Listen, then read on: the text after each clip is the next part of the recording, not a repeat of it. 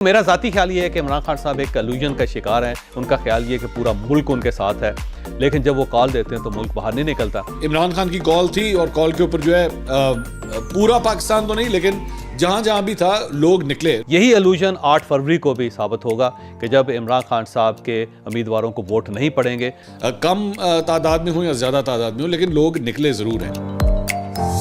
السلام علیکم ناظرین، ڈیلی ممتاز کے ساتھ میں ہوں کائنات فاطمہ. ناظرین، گزشتہ 24 گھنٹوں میں کیا خبریں تھیں اور اس حوالے سے سینئر صحافی و تجزیہ کار اپنی کیا رائے رکھتے ہیں، آپ کو آگاہ کریں گے. ناظرین، کل جو دن تھا وہ جلسوں کا تھا، جلسے ہوئے، ریلیاں نکلیں اور ہر کسی نے اپنی الیکشن کیمپینز کی. اس حوالے سے جو سینئر صحافی و تجزیہ کار ہیں وہ اپنی کیا رائے رکھتے ہیں، ان کو کیا لگتا ہے کس کا جلسہ ہٹ گیا، کس کا فلاپ گیا، اس حوالے سے آپ کو بتائیں گے. سب سے پہلے بات کریں گے منصور علی خان جو کہ سینئر صحافی و تجزیہ کار ہیں. ان کا بھی یہی کہنا تھا کہ کل اتوار کا دن تھا اور جلسوں کا جو زور تھا وہ کافی زیادہ تھا. پیپلز پارٹی کا جلسہ ہوا، پی ٹی آئی کی ریلیاں نکلی، نون لیگ نے بھی اپنے جلسے کیے.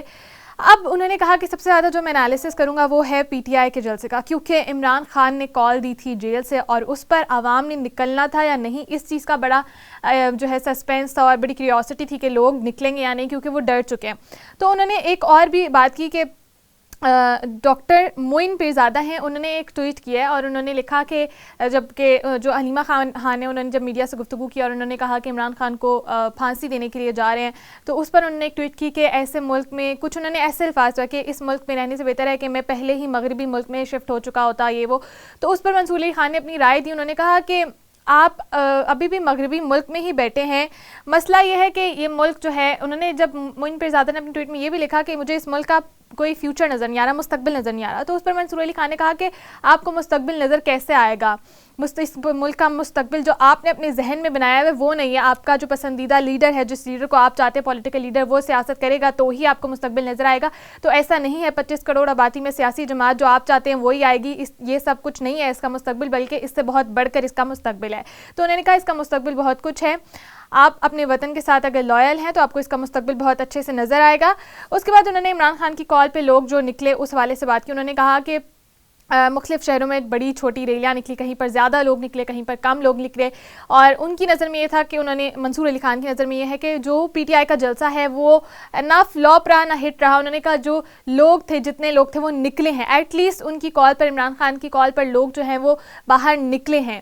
حالانکہ ایک ڈر کا بھی فیکٹر تھا، پھر ایک تھریٹ جو ہے سیکیورٹی ایشوز جو آ رہے ہیں اس کا بھی فیکٹر تھا جو لوگوں کو نکلنے سے، باہر نکلنے سے ڈسکریج کرتا ہے. لیکن پھر بھی کافی لوگ نکلے اور عمران خان نے جو کال دی تھی اس پر ان کے ساتھ سے ان کو سپورٹ کرنے کے لیے عوام نکلی ہے. یہ نہیں کہ بالکل عوام نہیں نکلی. پی ٹی آئی کے جلسے جو منصور علی خان میں انہوں نے کہا کہ اگر دیکھا جائے تو عمران خان اس کو دیکھ کر سیٹسفائیڈ ہوں گے، لیکن بات یہ ہے کہ یہ سپورٹرز ووٹرز میں تبدیل ہوتے ہیں یا نہیں یہ پتہ چلے گا 8 فروری کو. اور اسی حوالے سے ناظرین، سینئر صحافی اور تجزیہ کار جاوید چودھری ہیں، وہ بھی اس جلسے کو لے کے تحریک انصاف کا جو اتوار کا روز تھا، جو ریلیاں نکلی تھی اس حوالے سے انہوں نے اپنی رائے دی. ان کا یہ کہنا ہے کہ جیل سے عمران خان نے کال دی تھی کہ بھائی مجھے پھانسی دینے لگے، اتوار کے روز آپ لوگ نکلے باہر اور ریلیاں نکالیں، پھر اپنی کیمپینز رن کریں الیکشن کے حوالے سے. تو اب انہوں نے کہا کہ لوگ نکلے یا نہیں، اس حوالے سے انہوں نے کہا کہ عمران خان کی کھلی وارننگ بھی تھی کہ ٹکٹ واپس لے لیے جائیں گے یا پھر جو نہیں نکلے گا اس کو ووٹ نہ ڈالا جائے.